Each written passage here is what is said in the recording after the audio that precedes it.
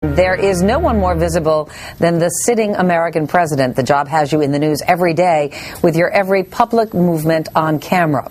One of the things that you can't help noticing, it does take its toll. Here's NBC's Mike Tahibi. Please raise your right hand and repeat after me. 8 years is a long time, but it's plain to see that 8 years of the presidency have etched themselves into the face of the man who is always on camera. Now, President George W. Bush jokes about aging on the job.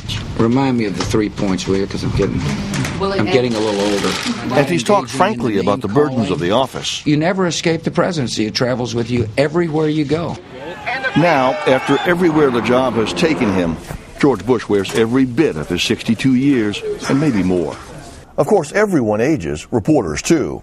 But while getting older certainly beats the alternative, there's anecdotal, intuitive, and some say scientific evidence that presidents age faster. A study of the medical charts of presidents from Teddy Roosevelt to the current White House occupant led one expert to conclude that presidents age twice as fast as the rest of us. So if they're in office 8 years, a president ages 16 years. If they're in 4 years, they age 8 years. Iran as a nation. Look at Jimmy Carter after 4 years, worn down by the Iran hostage crisis. Nixon, ravaged by Watergate.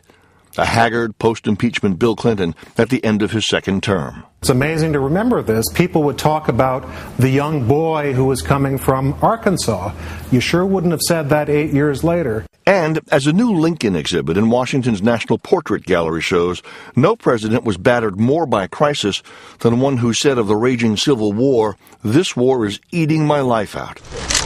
And what of the youthful Obama, the buff, no body fat gym rat, incoming president? Once he's at the desk where the buck stops, says Newsweek writer Julia Reed, the clock ticks louder and faster. It's like dog years. All of a sudden, you sort of accelerate the process. History suggests presidential spouses fare better in their White House years. Good news for Michelle Obama. The first ladies start looking sort of more relaxed, younger, they're sophisticated, fashionable, and the men are sort of, they look like they've just been through the ringer. In fact, if you look closely, even the vigorous Obama is already a touch grayer on top than he was at the start of his presidential journey. For today, Mike Taibbi, NBC News, New York.